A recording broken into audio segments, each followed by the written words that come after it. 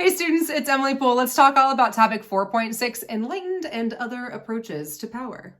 Enlightenment philosophers like Locke, Voltaire, and Montesquieu all propose new political ideology and new political thought about how a government should be run and the relationship between a government and the people. But where do those Enlightenment philosophies take place? Not in Western Europe. You think that Louis XIV, the Sun King, is going to want to give up some of his absolute power in order to get consent of the governed? Yeah, right.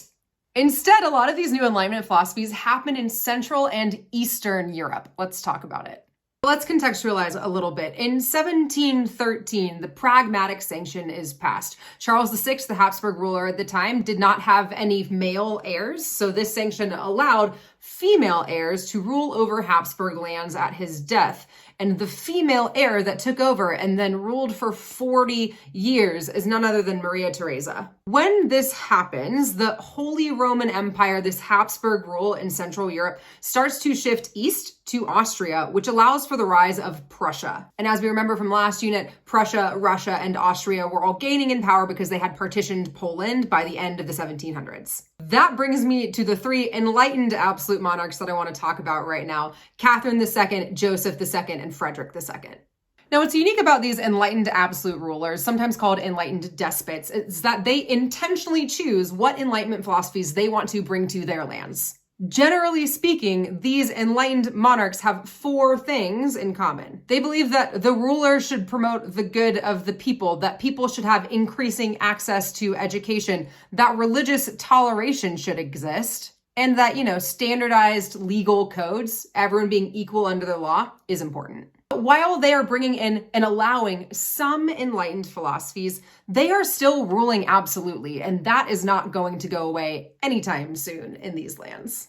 As I go through all of these enlightened monarchs, you need to make sure that you, in your brain, are directly comparing and contrasting them. On some skills practice, specifically looking at similarities and differences between Western Europe and Eastern Europe during this time with all of these political changes, make sure that you check out my ultimate review packet linked in the description below. Let's start with this Russian monarch, Catherine II, Catherine the Great. She became the sole leader of Russia after her husband died, and she was probably involved in his death. Peter the Great had started this westernization in Russia in the 1600s, and then when Catherine becomes Tsarina, she continues that process. She was a Frenchophile and loved French culture and language and actually preferred speaking French over Russian or German. If you remember from one of my previous videos, she sponsored Diderot as her personal librarian after she purchased his literary works. Like many absolute monarchs at this time, she recognized the importance of education and abolished torture. But unlike two of the other enlightened monarchs that we will learn about,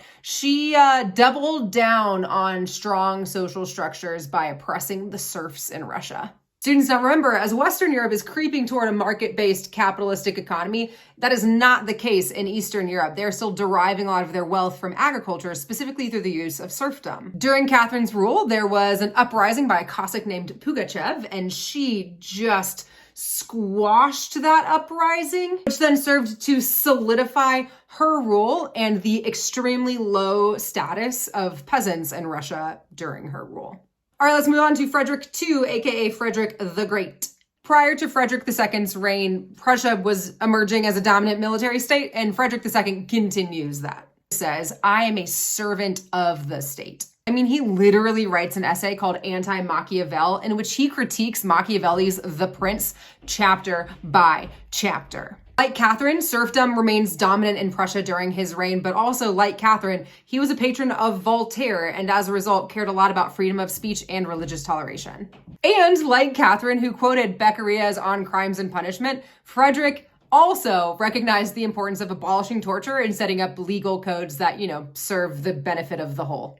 As Huguenots have fled France and Spain due to religious persecution, a lot of them find their way to Central Europe, specifically to Prussia, and Fred uses that, to his benefit. He creates compulsory education systems with a focus on music, science, and literature, and now that he has more people to help support a standing army, he doubles down on the Prussian military, which just is a continuation in Prussian history from now through, Otto von Bismarck. We will end with my favorite of the three enlightened absolute monarchs, Joseph II. Joseph II was the eldest son of Maria Theresa and ruled over Austria at her death. He, like Kat and Fred, recognized the importance of education, and it's during his reign that about 25% of school-aged children actually attended school in Austria. He abolished censorship. He practices religious toleration by limiting reforms that had previously been placed on Greek Orthodox Christians or Jews. What sticks out the most about him is that he actually advances the lives of peasants in Austria during his reign. Peasants are given property right and actually paid for their labor in cash. Radical. I love using art because art really serves as a visual anchor, so I wanted to end with this. This is a picture of Maria Theresa's coffin, which is buried in the Habsburg Imperial Crypt in Vienna. And this is a picture of Joseph II's coffin. I want to talk about a change in enlightened rule and proof of enlightened rule. Joseph recognizes that he can no longer be as ostentatious as his mother was, because that's not the way the world works anymore. He is more humble, or as, Fred would say, he is a servant of the state. Last thought I want to leave you with. Catherine II and Fred II are both known as the Great, but Joseph is not. Why do you think that is?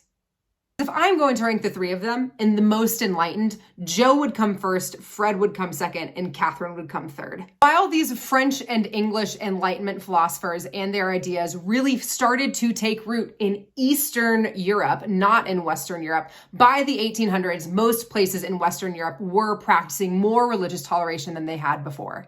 Rulers in the mid to late 18th century in Eastern Europe adopt Enlightenment practices, and rulers in the West don't, which then leads to, in France, revolution.